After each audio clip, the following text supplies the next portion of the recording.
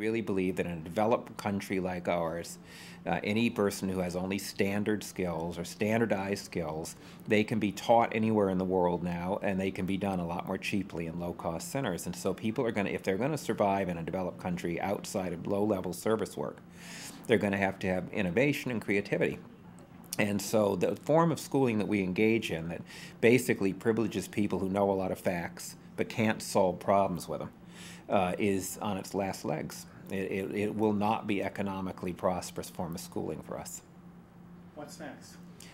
Next will be schooling that stresses the ability to solve problems, but not just to solve problems, but to be able to do it collaboratively, so that you can work in a group where the group is smarter than the smartest person in the group.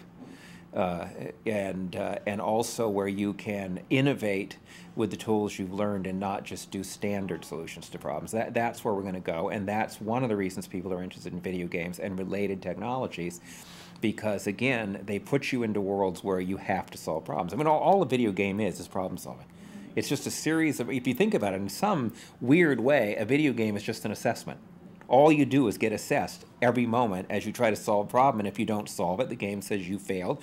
Try again, and then you solve it, and then you have a boss, which is a test, and you pass the test. I mean, games essentially are a form of assessment, the thing that is probably the most painful, ludicrous part of schooling.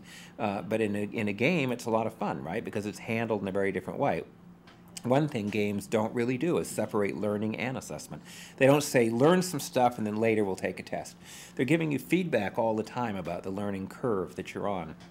So they're not the only solution to this problem by any means, but they're part of the solution of getting kids in school to learn not just knowledge as facts, but knowledge as something you produce, and that in modern worlds you produce collaboratively.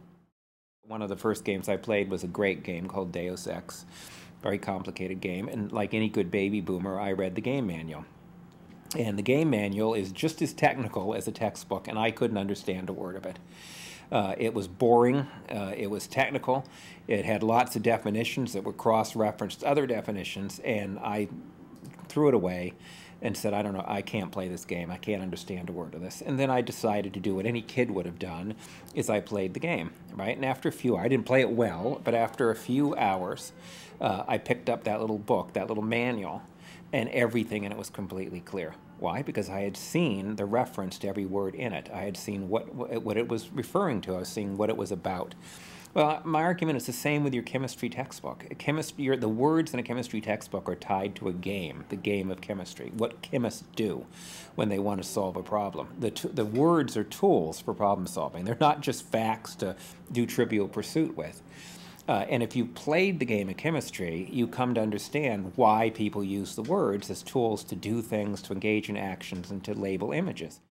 Now, if you played the game, what you do with the manual is use it as a reference to look up stuff that you need to know to get better, or to understand something in the game that you don't think you fully understand.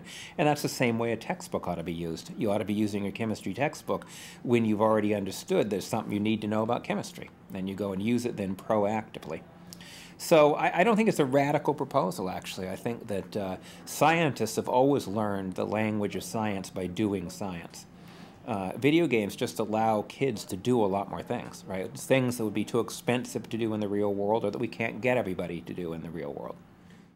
In games like Civilization, where it comes with an encyclopedia, people don't read the encyclopedia and then play. They're not motivated to read the encyclopedia until they've played, and then they play and they get into something like Egypt, and then they want to go read about it.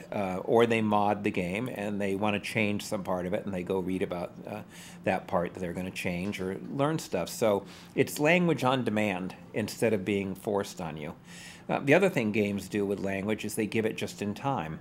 If you're in a game and the game needs to give you some language, it gives you just the language you're going to use in the next few actions. System Shock, a very classic game, it really had no manual. What it did is in the first levels of the game, you had little kiosks, and it would tell you just something you needed to know, and in the next room you applied it. And if it didn't work, you go back and read it and apply it again. And so it's language just in time. loads of games today come with the software by which they were made so that kids can modify them, redesign them. Kids want to produce, they don't just want to consume. There's a whole emphasis now on production, not just consumption. So Spielberg's new game, Boom Blocks, it's not just a game, it actually has a whole engine in which every level you play, you earn more characters that you can use to build your own games. You can design your own games. So production. As Henry Jenkins has pointed out, participation. Kids want to participate in communities. And with social networking software like Flickr and Facebook and MySpace and many, many more, kids and adults too can organize into groups faster than they've ever been able to do in history. They can organize into groups that don't have to be supported by formal organizations, and those groups are often they're what I call passion communities. People have a passion for something, and the way those passion communities are being organized are very different than school. They're different in that they're not age graded, in that anybody can both teach and learn. You know, at certain times you're mentoring, at other times you're being mentored. I think the other thing is that while baby boomers tend to look at things like games and other media separately, modern kids see all these medias converging. So if you take something like Pokemon, that's books and card games and video games and television shows and movies. That's true of all the anime stuff. So to kids, it's really cross-platforms, cross-modalities, cross-media. It's not about one thing. You know, people have bemoaned that kids do not do much writing in school. Some people even say that games are killing reading and writing. Far from it. They're actually engaging kids with reading and writing more than ever. So fan fiction sites where kids write genre stories about a particular anime character or any possible thing that they have a passion for, they're flourishing. There's hundreds of thousands of Harry Potter stories, for example. You couldn't name a television show, a game, an anime series that doesn't have fan fiction written about it. And those people have organized themselves into fan fiction writing groups and even colleges where you can take courses free to learn how to do the fan fiction. So we're finding out that loads of people are learning English that way. They're coming in and they're stigmatized in their ESL class at school, but they're getting on the computer and they're engaged in a fan fiction writing site in English, and they're getting a bunch of feedback and they're learning to write. Now, interestingly, these passion communities, like designing clothes for The Sims or engaging in civic activism, if that's what you're doing, they tend to set very high standards. We whine about the standards in school, but these communities hold you to a very high standard. And if you want to enter the top part of that community, they will give you copious feedback, but they don't dumb anything down for you, and they hold you to very high standards. Using digital tools in the classroom, in games, but other digital tools, including even these social networking tools that allow people to get into groups to do stuff, is right now risky. Risky because our schools are, many of them are test prep academies doing skill and drill. When we start to stress, in order to compete with China and India, we stress innovation and creativity, this can be a lot less risky. Right. You know, the United States has had a good track record when it gets scared of trying to change its schools. When Sputnik went up, we were really eager to start teaching. In the 80s, when Japan was beating our economy, we were really ready to start teaching. We are going to get a new Sputnik, and that is this global competition. And you will then see people willing to innovate. But teachers, of course, have to be rewarded for innovating themselves, for bringing new tools into the stuff. The other thing that we've done that is to me the root of the problem is we have deprofessionalized teachers. We've allowed a bunch of textbooks and tests and politicians and schools of education to supervise them and to do curriculum for them in ways that take away their professional responsibilities to build their own curriculum and to think strategically about how learning works in their classroom. We've got to reprofessionalize teachers. Now that's right now anathema for people who want scripted instruction but it is inconceivable that we could be using these digital tools with teachers who are not professionals. How are we really going to reform schools when the people going into teaching are not really digitally savvy, even when they're young, not as savvy as the kids? I think it can be a potential advantage, because if they're learning along with their kids and modeling learning, you have really a very good world for learning. Very often, you don't learn that much from an expert. You can learn a lot by learning with somebody else. And remember, most of these passion communities engage in that type of mentorship. You get to watch other people learn, and you try out stuff, and people give you feedback. So there's no reason why we can't put teachers in that domain. The other thing, though, we've got to do is make teaching a much more sexy job. Americans don't, unlike some other countries, Americans don't think of teaching as a really sexy job. Wouldn't that be a cool thing to do?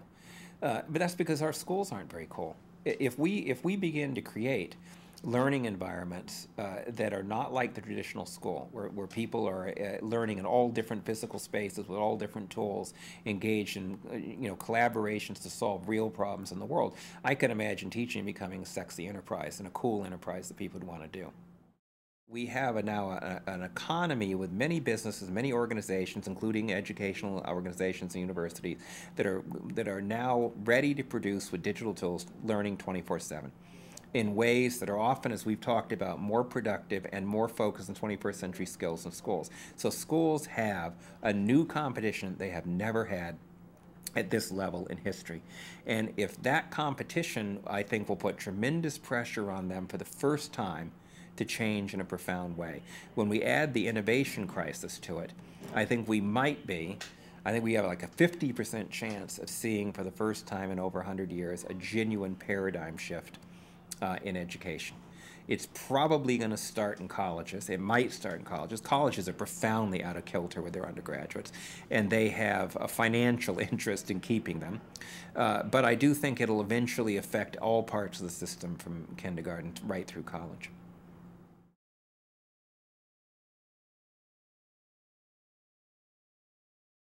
For more information on what works in public education, go to edutopia.org.